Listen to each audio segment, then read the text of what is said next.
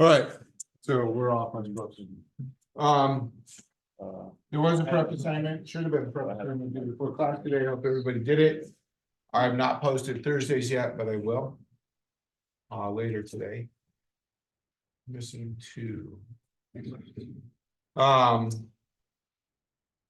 Homework due today, of course.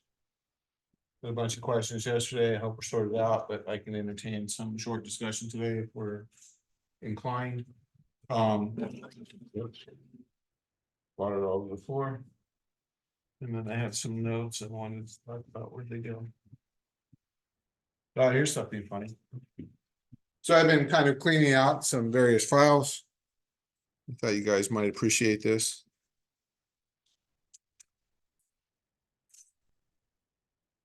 You gotta look at the dates. 93? 1973. And that wrong in your office. Since I opened this file cabinet, so, or this particular file in the file cabinet, it was stuck in with a bunch of other stuff. 40 bucks. Yeah, $40 for a pair of good sneakers. Anything get cheap. No.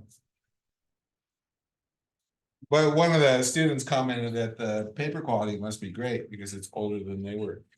I suppose it's older than most of you. Sorry.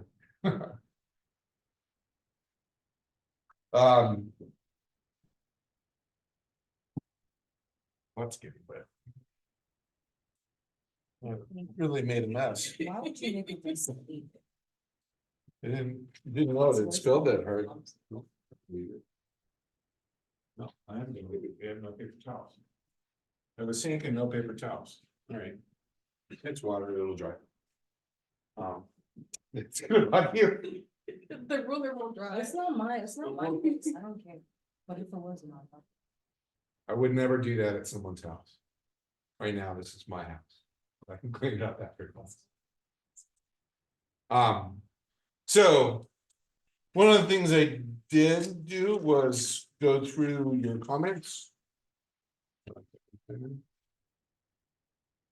When I asked for discussion on things that were confusing. Some of them I can't really help all that much with. So like one person indicated that kind of visualizing stuff in 3D is a challenge.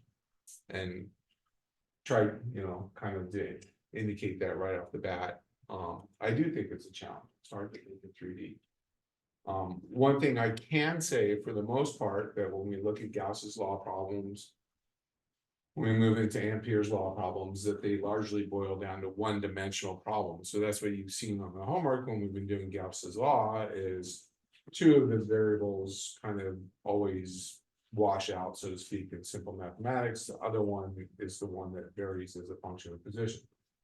So ultimately, you could kind of repeat that step over and over again, and everything is one-dimensional integrations.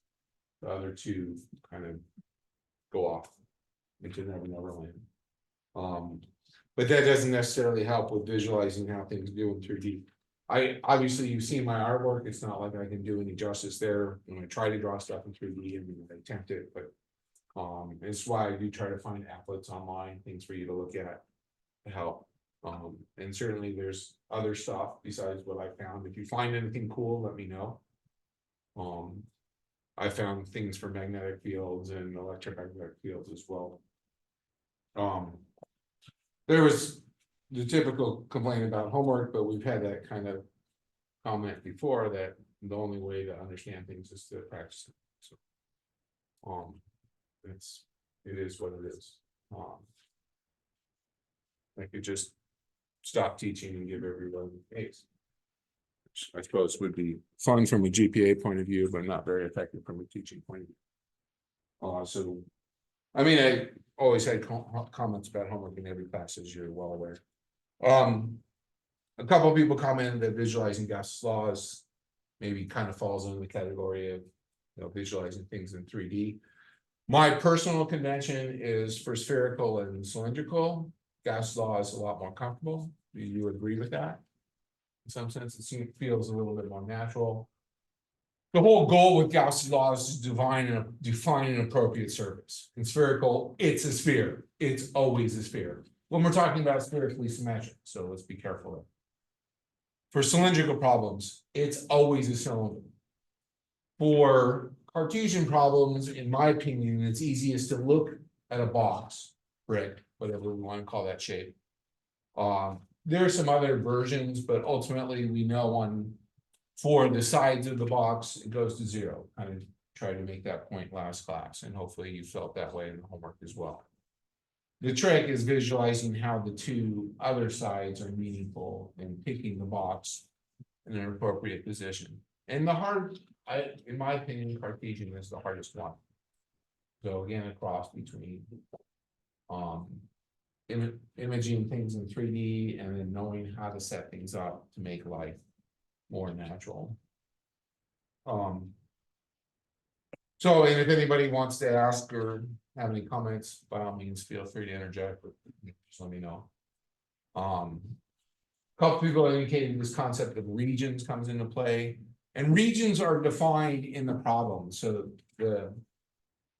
I stress regions to emphasize the point that the region, the mathematics associated with it depends on region, and I'll draw an example in just a second, just to kind of go over that point a little bit more.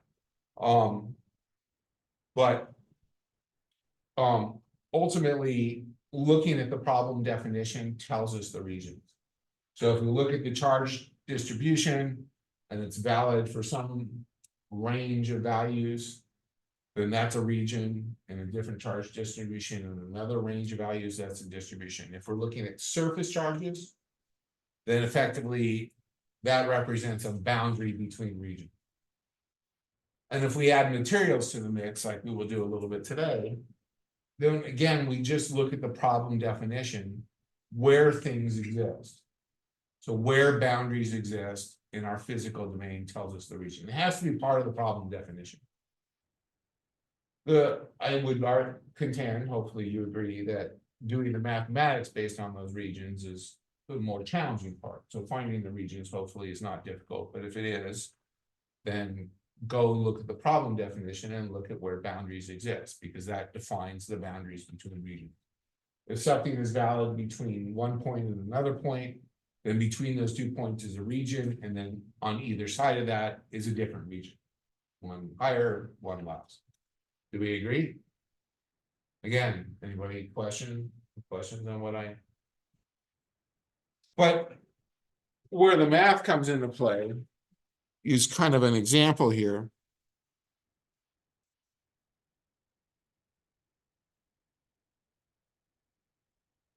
So we can go back to, y versus x.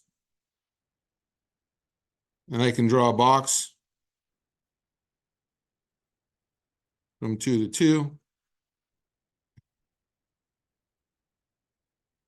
And let's just do a dash line there instead. What's the area under that curve?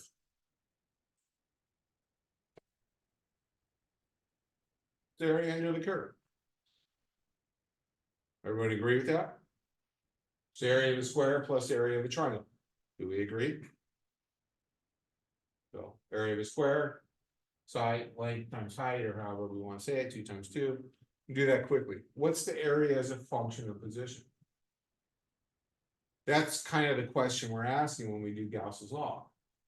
So yes, the total area is 6. We can visualize that very easily. Area as a function of x. Well, I mean, how do we find area? So you use square and triangle stuff, but normally, how do we find the area? It's the area under the curve. What process is that? Integration. We do integration. And you had a follow-up comment? Yeah, so you're saying the area from 0 to x, when you say area as a function of Area as a function of x. So the area between under the curve from 0 to x. from minus infinity to x. Okay, so in this case. Yeah. So we can say the whole range is minus infinity less than x less than infinity. So x less than 0, what's my area?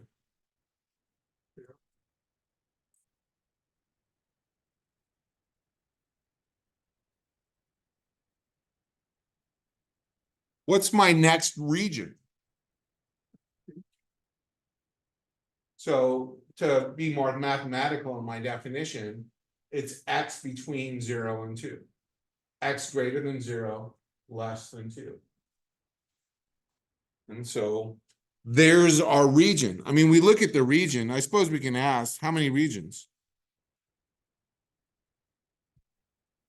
I would contend there's 4. So 1 is x less than 0, 0 less than x less than 2, 2 less than x less than 4, and 4 less than x. Do we agree?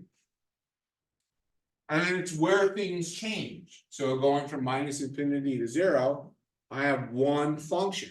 It happens to be 0. Going from 0 to 2, I have a new function, y equals 2.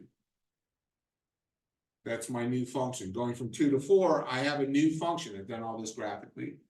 I suppose not dissimilar to what some of you may be doing with signals. 2 to 4, I have a new function. So y equals minus x plus 2, I guess, with the x-intercept plus 4. I don't care what the line is per se. I suppose I should care because I need it just a moment. And then for x greater than 4, what's my function? 0. And so for 0 less than x less than 2, what's my area as a function of x? Well, it's y1 of x, whatever that is, which I know, dx. There's my integration. That's the definition of area under the curve. What are my limits of integration? What are my limits of integration? And I should be a little careful here.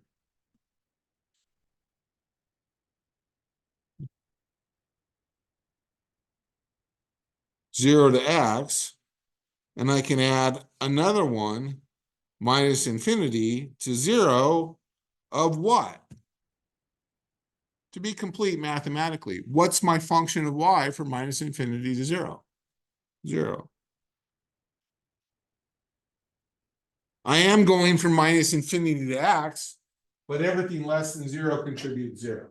This is something we've seen before.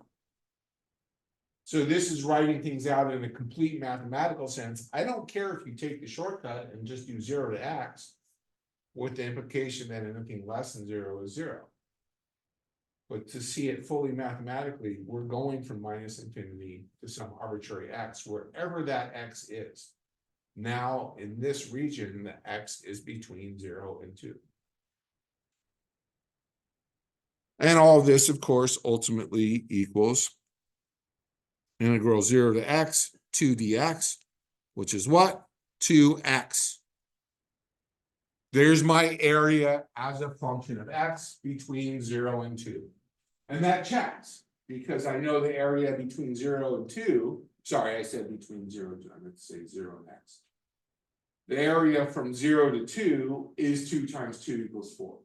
It's the area of a square. But for an arbitrary position between 0 and 2, it's x times 2. We know that. It's the area of a rectangle. Base times height. But here we did it mathematically.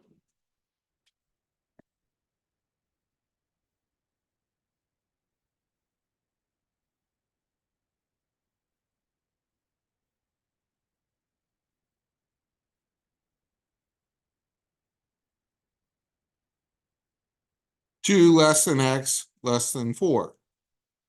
What is area as a function of x? Well, we're still minus infinity to 0 of 0 dx. We can again include that for completeness. What's my next integration? What is my next integration? Doing this in a purely mathematical sense. What's my next integration? I'm looking for some x between 2 and 4 going from minus infinity to that x. What's my next integration block? What is, I'm asking you. What is it?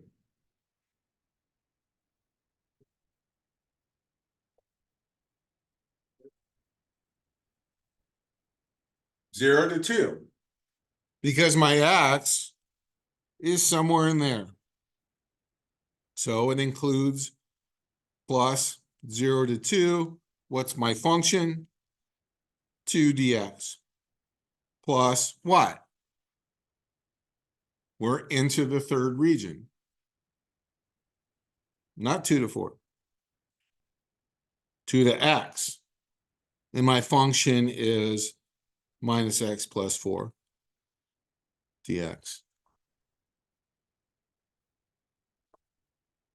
Slope's -1. The y-intercept is 4, so that's y equals mx plus b. You know, delete that expression. And that winds up equaling 0 plus 4 minus x squared over 2 plus 4. I suppose I can put brackets around that.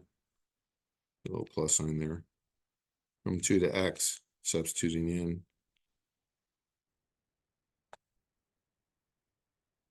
Four minus x squared over 2 plus 4 over 2. I suppose that's 6 minus x squared over 2.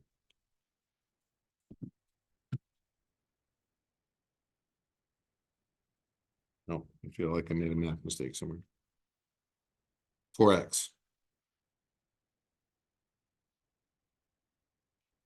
I did make a math mistake.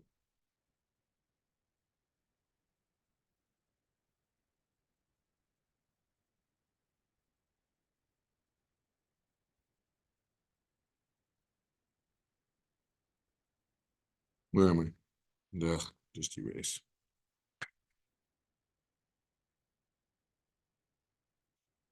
Or minus x squared over 2 plus 4x minus plus 2 squared over 2 minus 8. Does it look better? Ish. I don't know. Don't trust my math. I'm trying to do this quick in my head and I'm losing track of mine. Yeah. How'd you get minus x plus 4 then? That's the line. That's slope of the line and the y-intercept. Y equals mx plus b.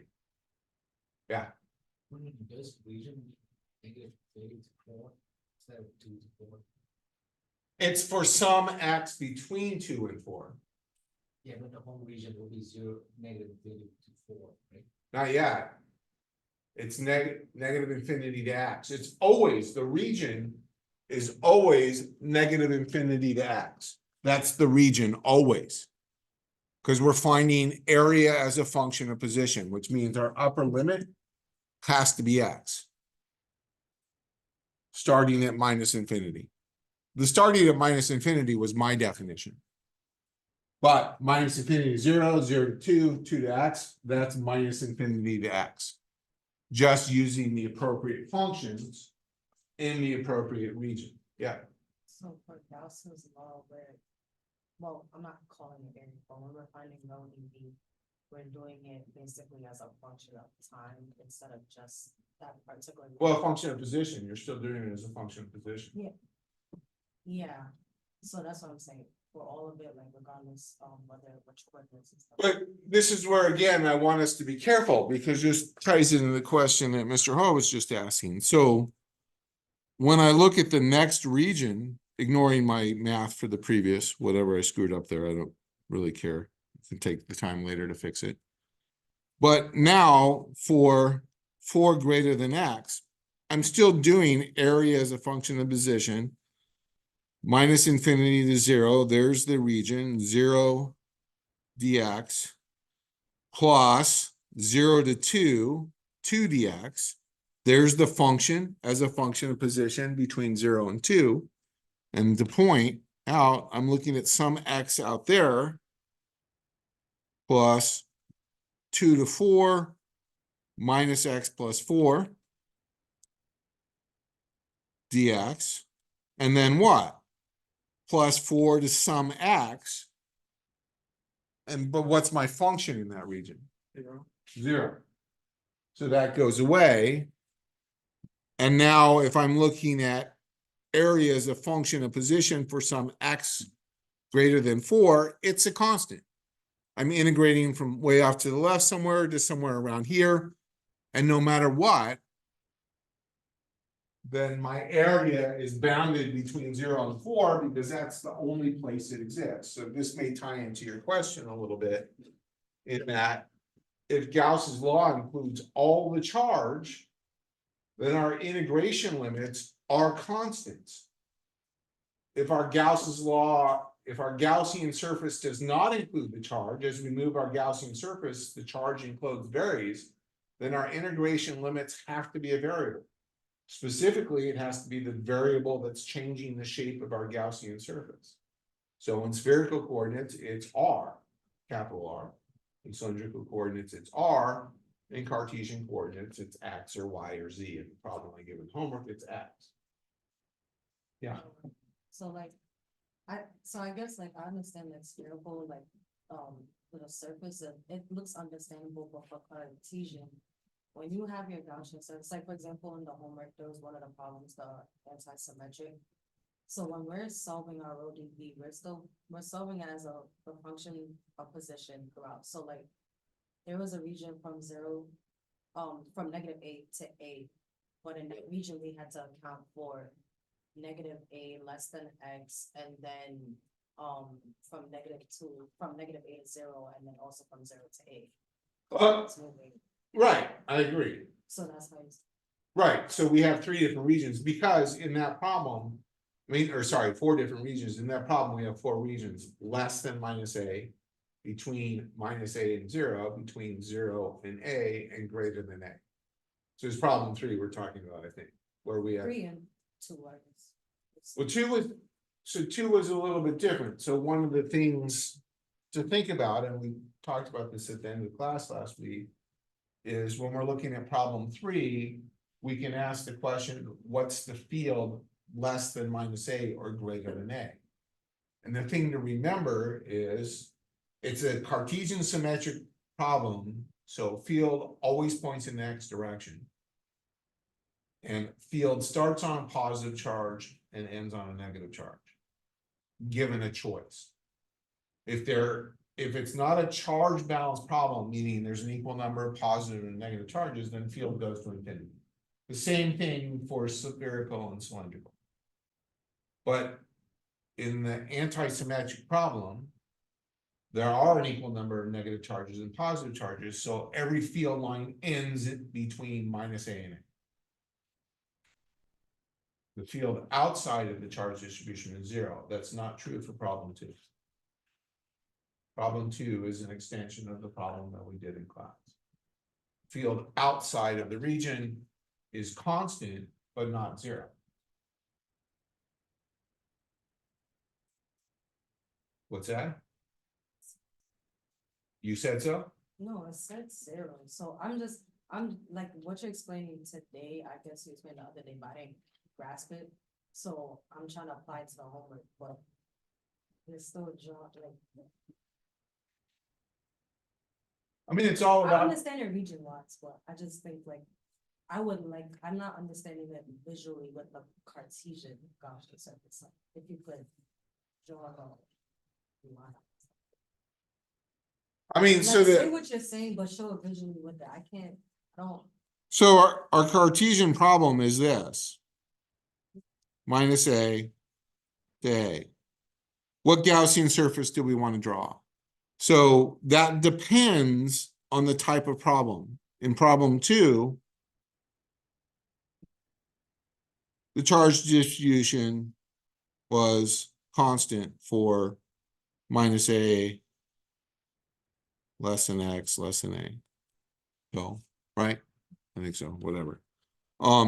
So always positive. So with this in mind, there is no terminating, there's no beginning and end to our point chart, to our field lines. They go off to infinity. So I can't make any assumptions. The field out here is not 0. But what I can do is draw a Gaussian box that looks like this, that's centered at x equals 0. And per our discussion, we know field lines on this side point in this direction. Field lines on this side of x equals 0 point in that direction. What Gauss's law does is it asks us to count the field lines going through that box. If I pick this box, this side of the box at minus x and this side at x, where those are equal and opposite points, then I know the field going through that surface in magnitude is the same on both sides because it's symmetric.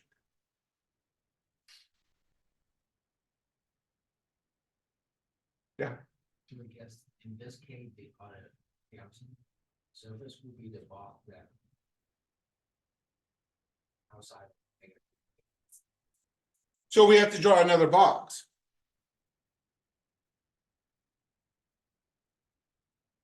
How many regions are in this problem? How many regions are in this problem? Quite. I would break it into 4. The reason I break it into 4 is because we have anti-symmetry. We have x less than minus a to 0, where the field, and for this is true for x less than minus a as well, the field is in the minus x direction. 0 to a, and then x greater than a. Yeah, But that's not anti-symmetric, right? the field lines are anti-symmetric. Are they? Or I thought. Oh, sorry, the field lines are symmetric. Sorry, I said They're that. symmetric around. You're right. Field lines are going in the opposite direction, is what I should be saying. But essentially, we only need to draw 2 Gaussian boxes because this Gaussian box gives us the field for 2 regions. Because if we draw that box correctly and we make it symmetric, the magnitude of the field leaving the left side of the box is equal to the magnitude of the field leaving the right side of the box, as long as the box is symmetrically placed about the origin, about the x equals 0 axis. Now the field between minus a and a is a function of x. Field outside is constant. Because where does the charge enclosed exist? Here, the charge enclosed exists from where to where in terms of x? Where does it exist? Negative x to x. Where does the charge enclosed exist for this box?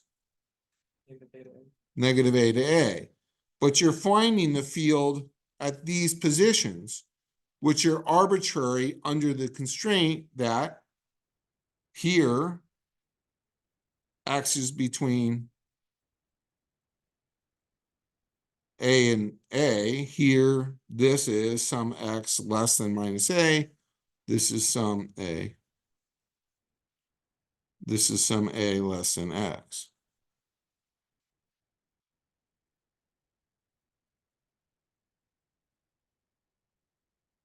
Yeah. So if we're trying to answer the problem, so are we supposed to draw those 2 boxes right there, or just No, each box gives you a different bit of information. The top box gives you a solution for the region minus a to a. The 2 solutions in the region minus a to a. Minus a to 0, 0 to a. The bottom box gives you the solution for x less than minus a greater than x. Yeah. So when we're solving, so for example, if I want to solve for x is less than minus 8, right? But you do it for this geometry at the same time that you do for x greater than it. You have to, I mean, there are other ways to approach this, but that's the easiest way to approach this. So in this case, you're solving for 2 regions for a given Gaussian box, because we know the field on each side is going outward from the box because we've drawn a symmetric box. So when solving for x less than a. Cause in the problem it says that from that, once you enter that region on, there's no charge, right?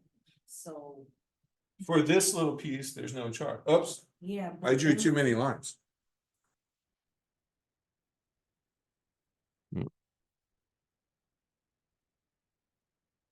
I got excited about my line drawing, apparently.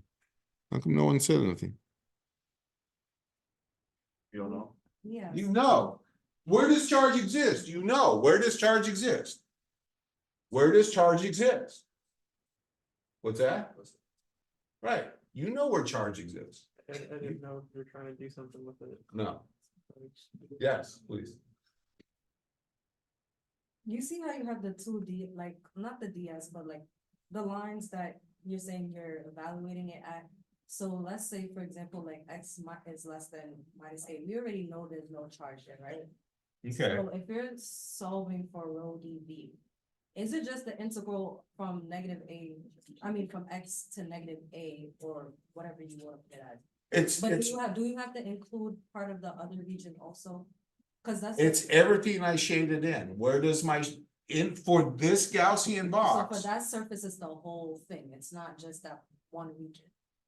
Well, what do you mean the whole thing? You tell me what So my the whole X thing range is is. from that left green line to the right. No, it is from a mathematical sense, but what's the charge between X? It's 0. Right, so what are our practical limits of integration? Where does charge exist for that Gaussian box? Oh, wait, in the box, it exists only from negative a to a. Right, so when you do rho dV, it's minus a to a. So it It's- means wherever the charge is present, doesn't, in the whole surface, it doesn't matter in the region. So when I'm evaluating, what I'm saying for x minus less than a, I'm gonna, for rho dv is still gonna be negative a to a. For this Gaussian box, charge exists I'm between asking minus for a, the that's what I'm region. answering, I'm giving you the answer, the No, specific. cause you're phrase. saying the box, but I'm talking about in the part, cause me, when I solve the homework, I do about like the region, but what. And with the spherical, it's easier to affiliate the region with the. I don't surface, disagree, But for Cartesian, I'm trying to, it's alright. But this is the point I'm making, we're finding. Oops. We're finding the field, when we draw this Gaussian box, at 2 points. We're finding it here and we're finding it there. That comes out of the d dot ds part. The rho dv, it's the charge enclosed. The d dot ds, we have field lines going out here. We're counting those field lines. The integral d dot ds, we have a contribution from here that's equal to the contribution from there. That's the point I was making earlier. You are finding the solution for 2 regions for each of those boxes. One in the negative x, whatever that corresponds to. One in the positive x, whatever that corresponds to. Because it's a symmetric problem. Is it different for intense symmetry? Cause I'm asking the question based on the intense. So the problem 3.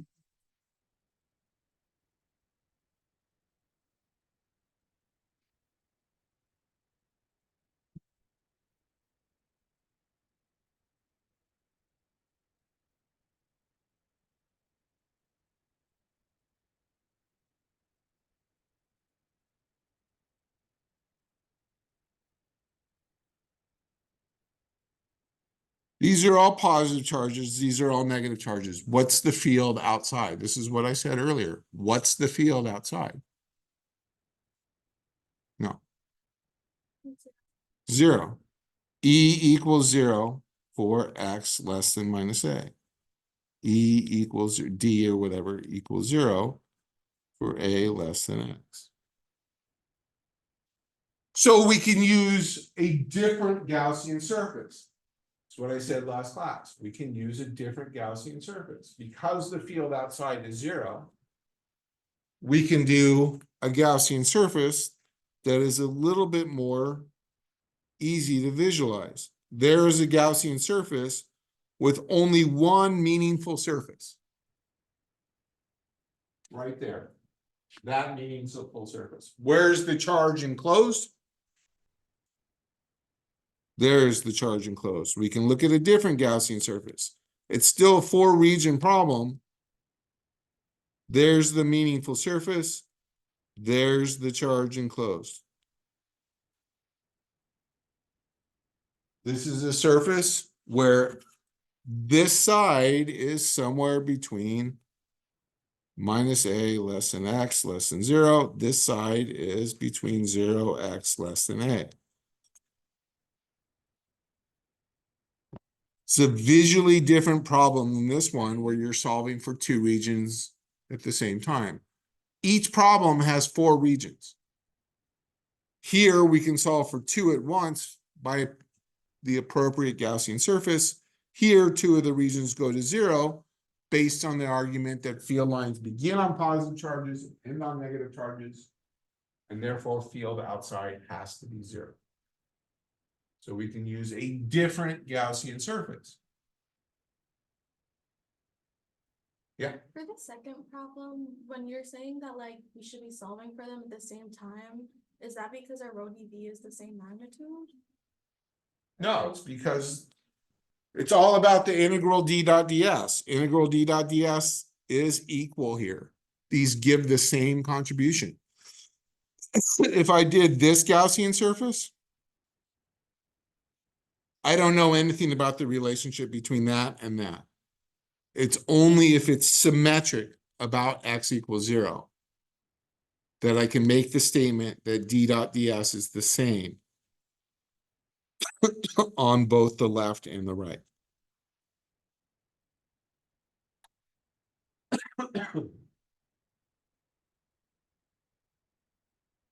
Yeah. So would this make this problem have only one region where the charge is close? There's still 4 regions. I don't understand. Because the field, I mean, the field changes direction. The expression, the magnitude expression will be similar, but the direction will be different. And the field out here is constant. And the field on the other side is constant, but the other direction.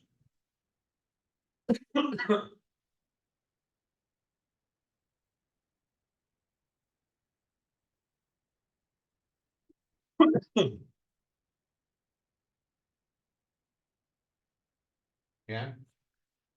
There's some real world reason why you would want to choose a certain value of x. What do you mean? Right now our x is arbitrary, some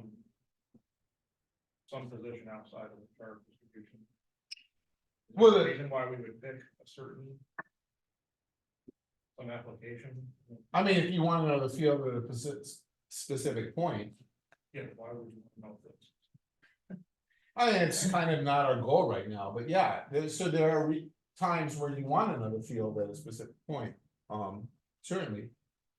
I mean, kind of a classic example would be that I can think of off the top of my head is in like, I mean, this is not something we could do by hand. We'd have to use a computer, but at corners, it's good to know the field because that's where arcing occurs. So if anybody has thrown Chinese food in their microwave oven with the little metal thing still attached, should all do that if you haven't. Oh, do they not? They don't come with little metal things anymore. Like in trade, It used to be like a little hook thing you'd carry. some stuff. Some still, you still find it. So would it be also be used for like interference? So old Chinese food containers that now they're just paper, but there used to be a carrying piece of metal. And so if you're reheating your food, you were supposed to take the metal off before you put it in the oven because it will arc. I mean, if you've never put anything metal in your microwave oven, you should do it. I do it with other things. Okay. Because then you get lots of fun sparks and stuff like that. I wouldn't do it for very long. It's not exactly good for your microwave oven, but. Would it also have to do with checking how close you can put one thing to another for interference, stuff like that? So, yeah, if you look at like, the VLSI class. Where they do cadence does the electromagnetics. This is part of what you asked about, and I was gonna address a little bit as well. So, yes, you can ask what's essentially the capacitive coupling between neighboring lines. It's a big, so when you do PCB layouts, it's something you care about, especially as you're trying to increase the density and get things closer and closer together. How do they couple? And that's an electromagnetic problem that actually you do with tools, not by hand. Although you can get some rough estimates by hand, doing what we're doing here. So they can give you some guidance, but ultimately, if I can advocate for that class to a little bit, the VLSI class, I think it's the VLSI class where you do essentially building things like NOT gates or NAND gates or whatever. But part of the class is doing it at the semiconductor level and finding the field characteristics. You don't do that by hand, so you don't have to panic about that. You use a tool to do it for you. And you extract the electromagnetic circuit properties, which ultimately transforms it into circuit properties. So going back to electronics, if you recall, we modeled our field, or those of you who have taken electronics, we model our transistors as dependent sources. There could be a resistive element and capacitive elements too, and all of that is pulled out of the electromagnetic circuit simulation tool based on the device level layout. Where's the N region, where's the P region, where's the connectors, all that stuff. It's an electromagnetic problem. Which goes to what I suppose maybe was bothering you, is why do we care about electric fields? And statics is a little bit less interesting, but the electric field tells us, I mean, there are applications, I suppose, where we can do electrostatics and we can do force calculations and things like that, but electric field ultimately goes to voltage, which we had to do on the homework. And so the electric field tells us what voltage differences are, voltage magnitude, things like that. To do any sort of real world analysis for things like that, we do numerical tools, software tools, and we calculate, or we use the electric field expression. So, like I said, this class is kind of a theoretical class. This is a math problem that has always been annoying from the student's perspective. So Cartesian is an annoying way of looking at things. It's not as easy as cylindrical or spherical. That's why I'm guaranteed to give you a Cartesian problem on the test. Of course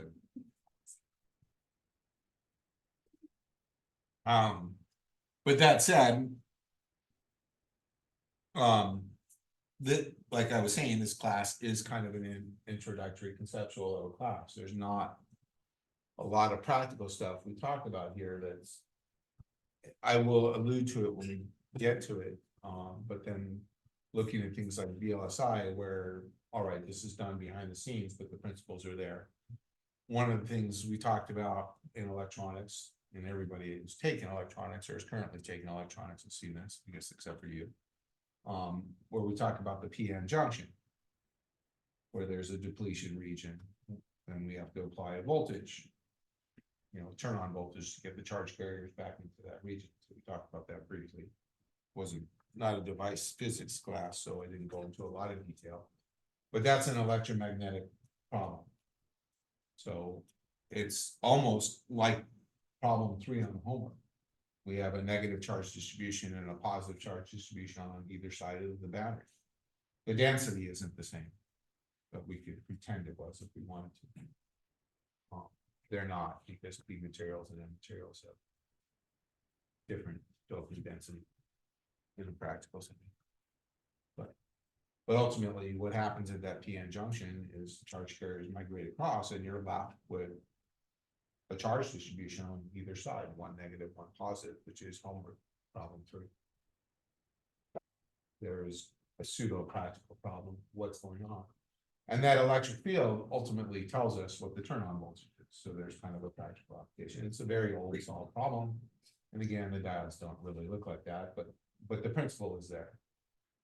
So I would tend to say that from a statics point of view, or quasi-statics point of view, the magnetic field is a little bit more meaningful than the electric field.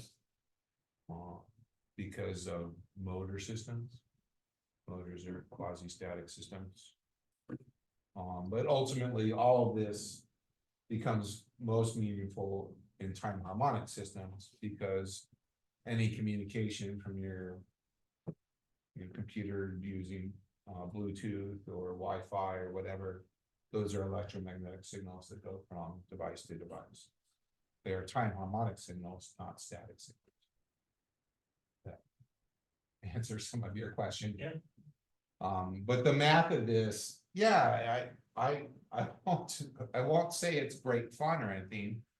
But the goal is to get you thinking about how does symmetry behave? What does it mean? What's going on in this charge domain, this domain, and then what tools can we use to solve these fairly simple problems? And they are simple problems. I mean, I don't mean they're simple to solve for you, but they're not. They're quasi-realistic problems in the world. There are problem examples I can come up with that fall in this category. But ultimately, when I did this in my thesis work, I used a computer and finite element analysis to find the electromagnetic field. I didn't do anything by hand. But again, there are areas where historic elements by hand exist. So, for another example would be waveguide stuff, which is still used a bit today, not as much, but waveguides is how do you get energy from one point to another. So Time Warner does it, or Spectrum, I should say, does it with coaxial cables. But there are other geometries where you can use things besides coaxial cables. Sorry to raise you. So. For example, this problem, if we do the D.ES, you would have for the field, right? Well, technically there's 6, so because it's a brick, but these 4 sides all give us 0. Yes, but direct, we would have like a D pointing to the negative X. Yeah, but they contribute the same. We get L squared ds here, L squared ds here, so you get 2L squared ds total. Yeah, but I guess my question is, when you do the D.ES close, you have to derive out D1 pointing to the negative, Right. and then the DS that on the negative sign. Don't we have another positive one pointing to us? Right, that's what I just said. So we have a dx x hat, negative x hat on this side. But the outward normal, remember, so d dot ds, so here. Our field here on this guy is minus dx x hat. Our ds is dy dz minus x hat. That's the outward pointing normal. So negative cancels. That's what I was saying, they're the same. Here it's dx x hat. It points out, and ds is dy dz x hat. They give you the same answer.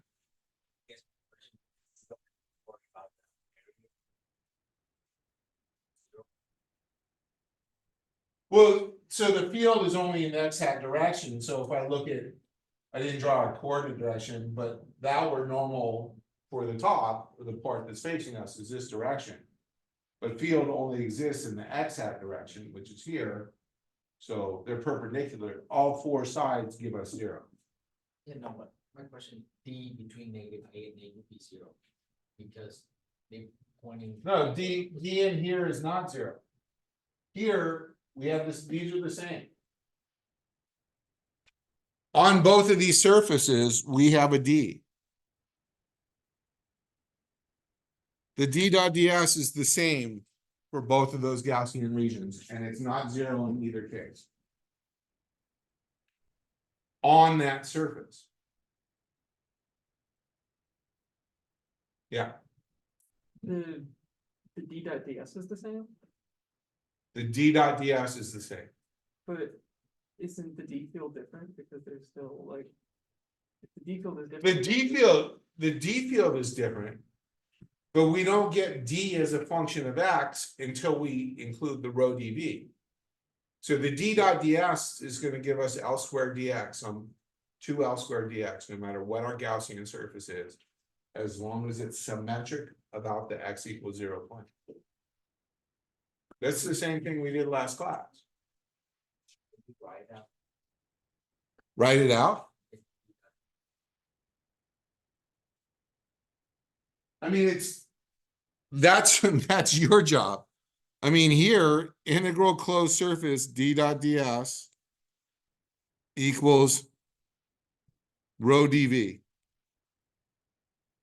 This is a function of position for this guy. For this guy, it's a constant. This guy, 2L squared dx equals something you have to figure out. I just want. I'm not going to finish the homework problem for I you. don't need that part, I need how to get from B dot DS to the 2F. But I just wrote it out.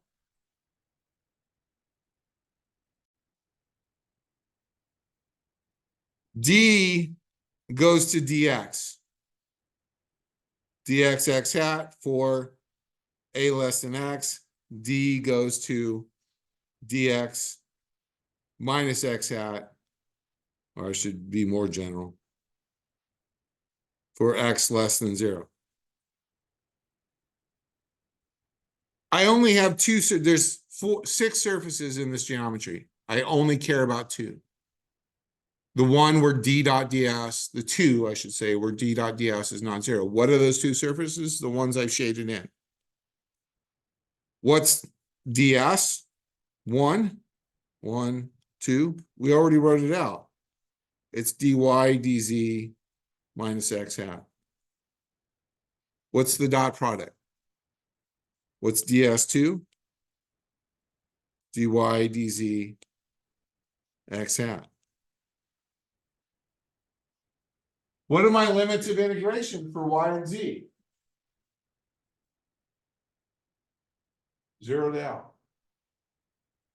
That's what I mean, you can call them whatever you want, as long as you're consistent between the surface and the volume. So whatever limits of integration used for y and z on the surface better be the same exact limits of integration for y and z on the charge density volume charge integration. They're the same. Because when you set up your limits, you're traveling the same path, traveling the same range of values.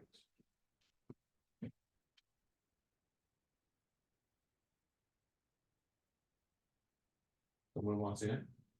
Is it locked?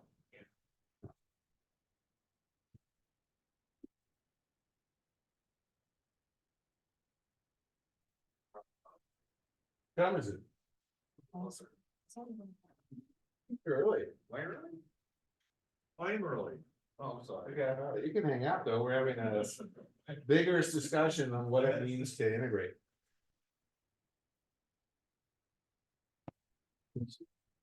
Yeah. So for problems, would the regions be from -8 to less than -x? Yeah, it's already answered that question like 4 times. Sorry, that's I'm gonna show my frustration, I suppose. I've already answered that question several times today, sorry. So I guess, so. You just tell me if I'm right or not. So in question 3, we only have one B, let's go from -8 to 8, right? You, Because it, or is it positive and negative charge? so you can do it that way, yes. Yeah. But, I mean, one thing to remember is when you do your volume integration. There's a volume integration that's valid from -a to 0. And there's a different volume integration that's valid from 0 to A. But for D dot DS, it would just only be the D dot one D that going. Yeah. Positive X direction. Yes. I mean, that's what we drew. I mean, there's our only valid d dot ds. Because here, on these surfaces, D dot ds is 0. And here on this surface, D equals 0. I mean, I put it outside, the field outside is 0, but that includes here where the field's not 0, it's just in the x hat direction. So a different mathematical interpretation.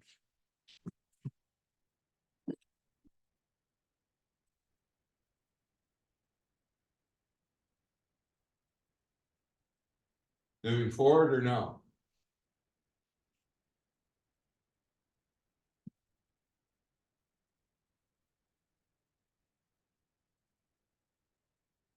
Moving forward? Harder problems?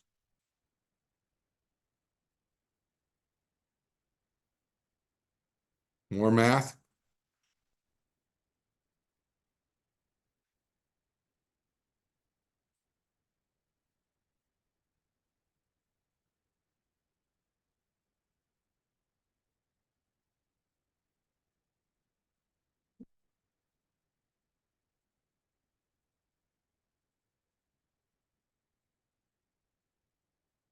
We've written this out before. But that is boxable.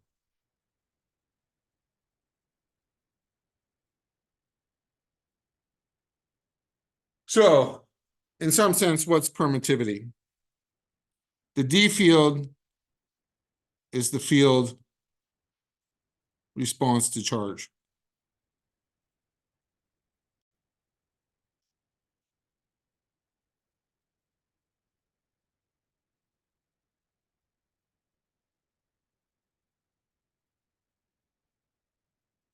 The E field is the field response to the charge.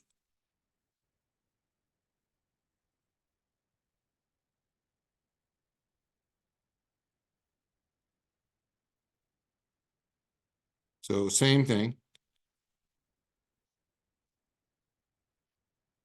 And how the materials react.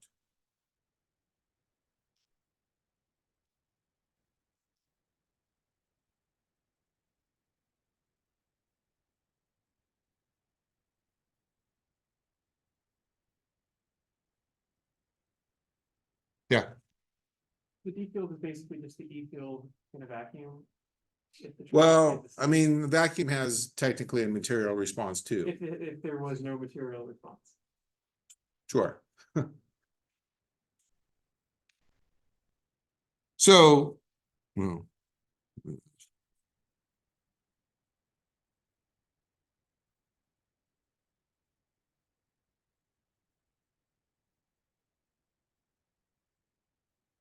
there is kind of a classic way of approaching this where we look at the Bohr model of an atom, hydrogen atom.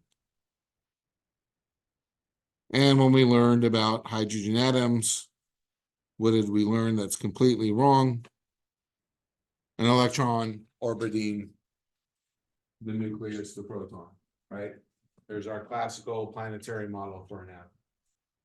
And so Bohr studied this.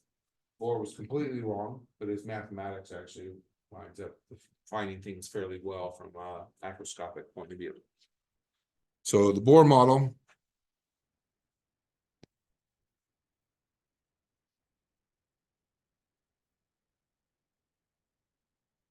electron orbiting a nucleus, a proton.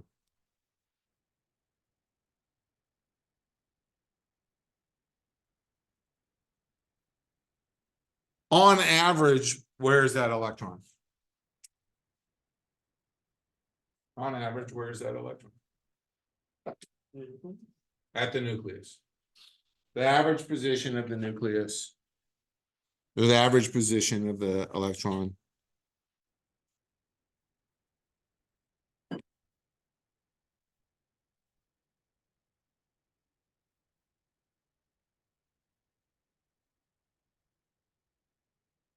Is at the nucleus.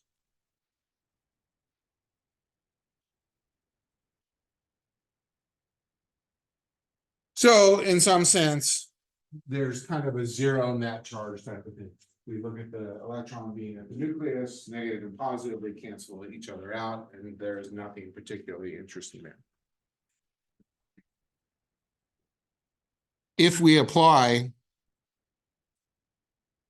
a D field, then what happens? Well, here's our little nucleus again.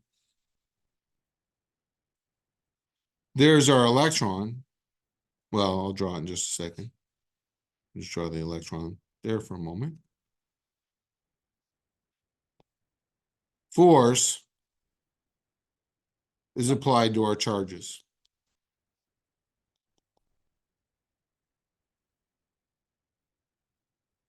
So, one thing we mentioned in passing a little bit, when we apply electric field or displacement field, they go hand in hand. There is a force on the electron. If you remember from physics 2, the force on the electron is the charge times the electric field. We're looking at this from the D field point of view at the moment. A charge times field. So there's a force on an electron. You apply an electric field and the charge wants to move. And actually in one of the applets I linked for you, I think there was you could place a test charge and it would tell you what the force vector was on that charge. Force vector, follows the electric field lines. So drop an electron into a charge distribution and it wants to follow the electric field lines. It's the direction. Force is in the same direction. Electrons are arguably light from a classical model and protons are heavy. I don't know if you remember that from physics, but the argument is protons are fairly stable in position and electrons are light and can move. And it's, even though it's not what's actually going on, we tend to think of current as moving electrons. It's obviously always more complicated than that, but electrons are moving. They're just moving in not a very easy way. So if I apply some D field through the whole domain,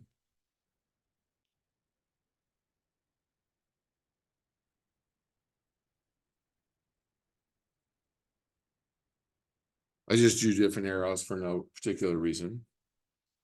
There is a force on the electron in this direction. Force E. There is a force on the proton to the right, but protons are heavy and can be argued not to move. So the electron is still orbiting the proton, but we put a force on it. So it would be, I suppose, a little bit like dropping a little black hole into our solar system that didn't affect the sun, but changed the position of Earth. So Earth would orbit both the black hole and the sun. And so the orbital path would change. So the net effect here is our electron path is shifted and we get something like this. There's my new electron path. On average, where's the electron now? It's about right there. Average position of the electron.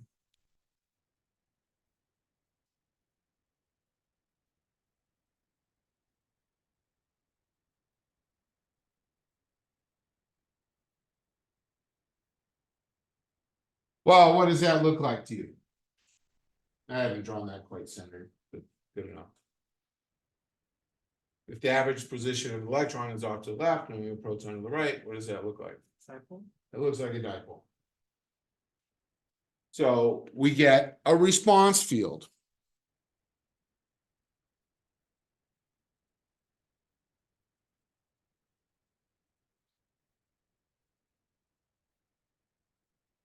A dipole response. Or sometimes called a polarization field.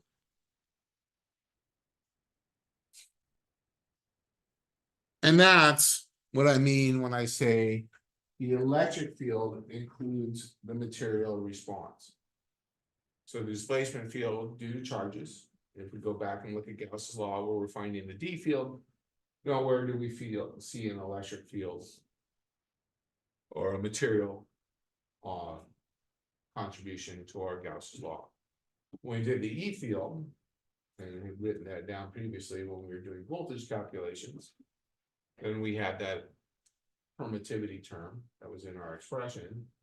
And then denominator, and we saw that when we drew or wrote out the field for point charges as well.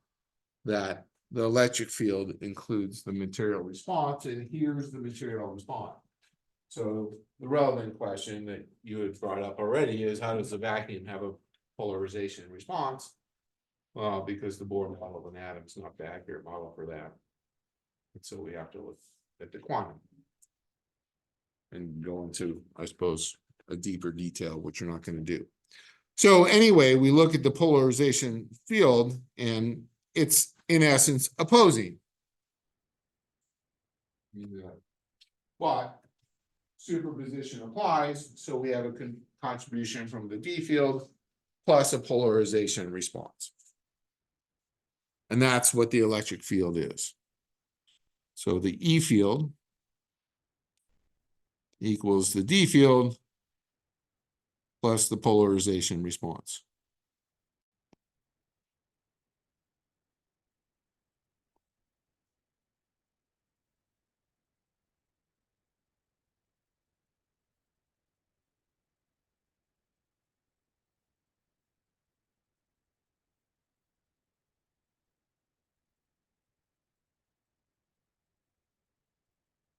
Superposition in classical mechanics.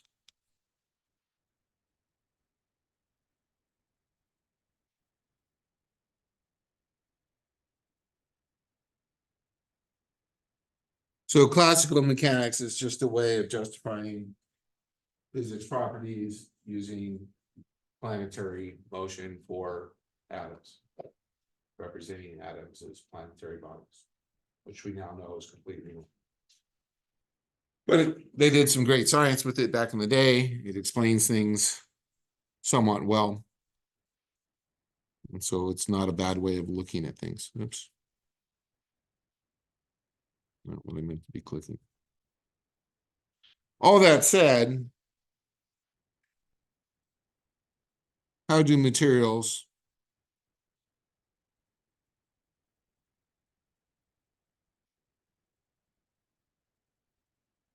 affect our field distributions? And this becomes kind of a more significant question, I would say, when we do magnetic materials, when we start talking about Ampere's law, but for full symmetry, we're going to look at it here. And so what we look at is a two-region problem. So here's a region 1 with a permittivity 1. Here's a region 2 with a permittivity of 2. So this is some epsilon R1 times epsilon naught, some epsilon R2 times epsilon naught. I said this before, I didn't explicitly say it earlier or today yet, but epsilon R is the permittivity relative to vacuum. Epsilon naught is the permittivity of vacuum. So we have that. We had that discussion a little bit previously. So everything is relative to the vacuum. What we look, when we look at materials and how they affect things, when we look at field characteristics, we actually look at a point just to the left and just to the right of our boundary. So it's kind of an important observation. And going back and using an example from circuits, when we looked at capacitor voltage in transient problems, we looked at T equals 0 minus and T equals 0 plus. So here we're looking at X equals 0 minus and X equals 0 plus. That's the question we're asking. So what's the relationship between fields on either side of the boundary? So if this is X equals 0, this is X equals 0 minus, and this is X equals 0 plus. What is the relationship between field lines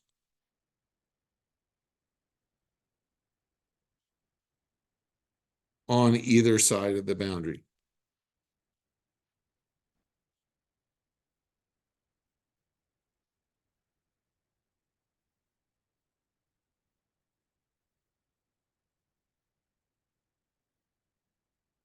So what we do is we break things down into a tangential component and a normal component.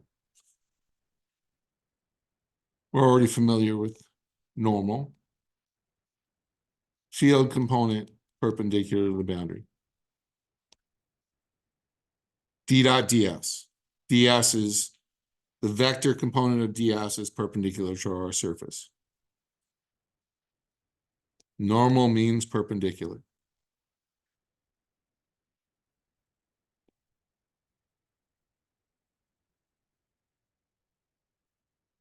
And from a unit vector point of view, it's usually written as n hat.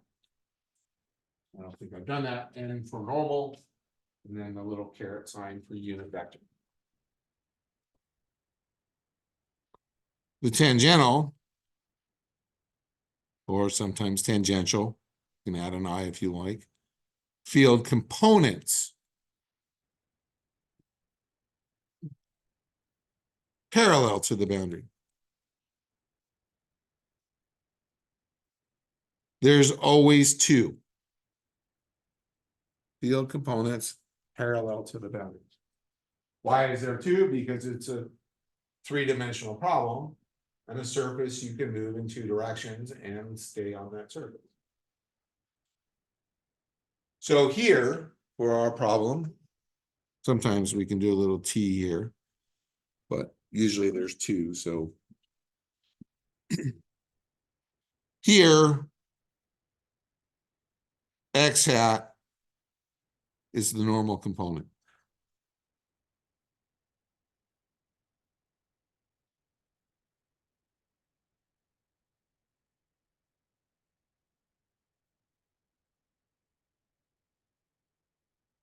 Y hat, now let's go the other way, is tangential.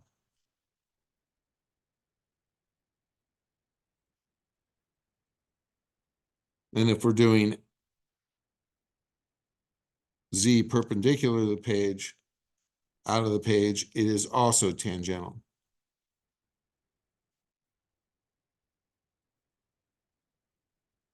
So again, recognizing the coordinates that are relevant. This is x, y, and z. If I'm looking at a spherical surface, what's my normal component? You should all be able to answer this. It's the r hat direction. And what are my tangential components? Theta and phi.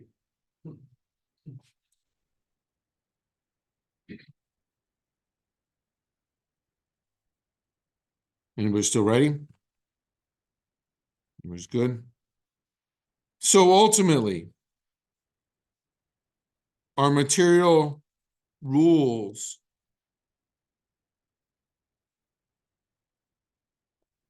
at the boundary are the normal component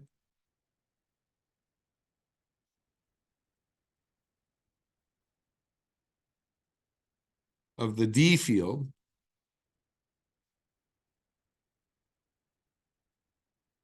is continuous.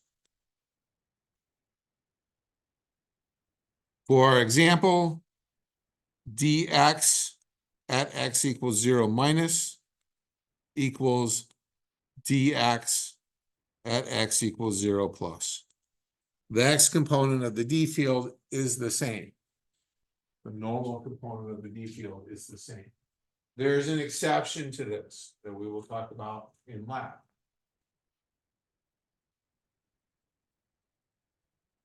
The tangential component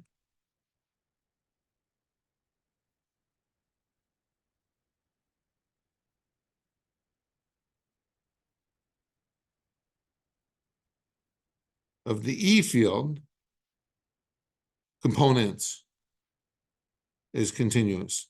This dx is specific to our problem. So to drive that point, that's because I define the boundary at x equals 0. If I define the boundary at y equals 0, y hat becomes our normal. Just to point that out. And here we can say EY, oops, no vector there, at x equals 0 minus equals EY at x equals 0 plus. Only again, just on either side of the boundary. EZ at x equals 0 minus equals EZ at x equals 0 plus. Without getting into the mathematics of it, this comes out of Gauss's law.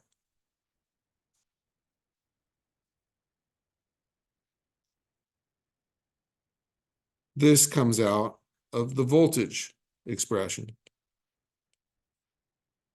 Integral E dot dl, but in a closed loop. What's the closed loop integral of voltage? For electrostatics, we can qualify that a little bit. What's closed loop integral going to be? We talked about this earlier when we were talking about voltage. What's closed loop integral going to be? Closed loop means I start and end on the same place. Voltage is equivalent to potential. What's the closed loop integral going to be? Yeah, it's going to be 0. We will see when we start to talk about magnetics that won't be true. And this is, of course, comes from d dot ds equals 0. No charge enclosed. No charge on the boundary. That, of course, will be our exception.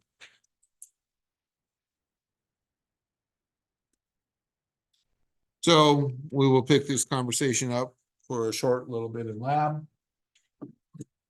Well, I will answer the question, what happens if there's a charge on the boundary? And we already know because we've actually done that problem last Thursday. We will look at it from a boundary condition point of view.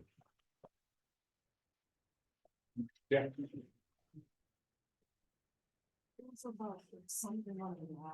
It's just like a. On the lab? Thing, yeah, it's just a. Yeah.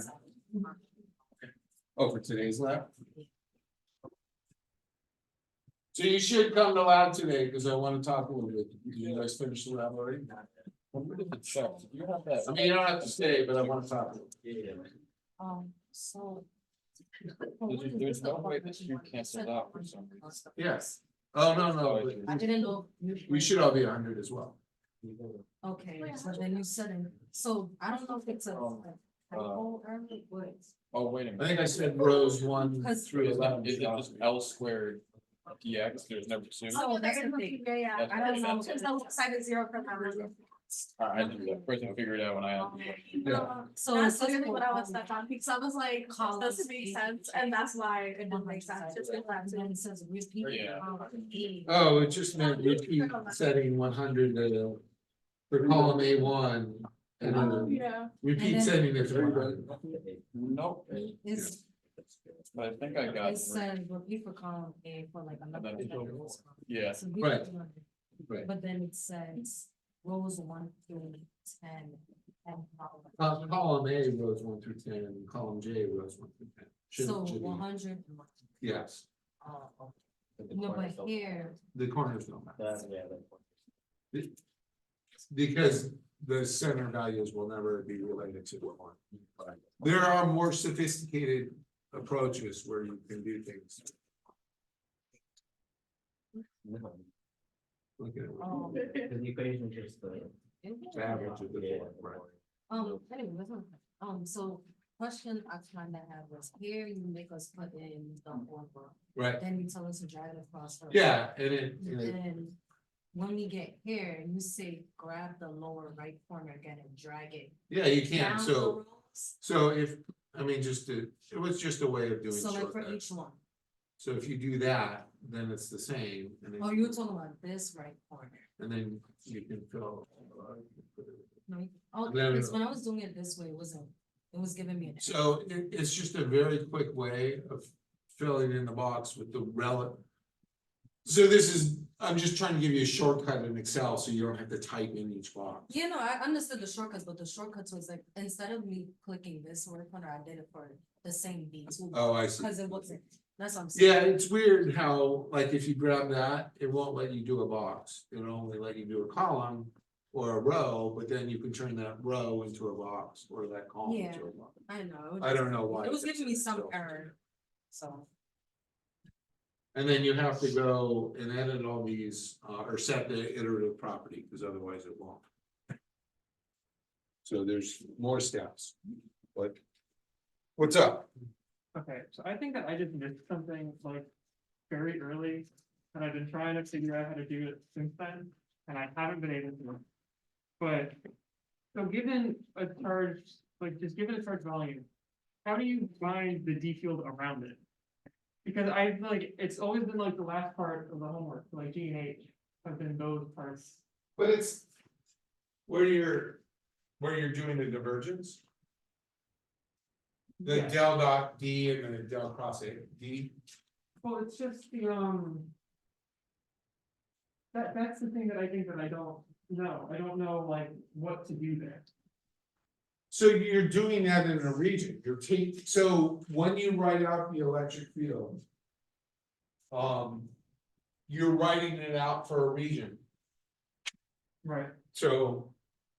If I have some solution, this is not necessarily the answer, so if I have some D. That equals D naught. For minus A less than X less than 0, and then. D naught X squared. For 0 less than X. Less than A, and then whatever for outside. When you do the divergence and the curl, you're doing them for regions, so you would say. For minus A less than X Okay, right. less than 0, del dot D is partial with respect to X. Okay, right. Oh, there should be an X out there.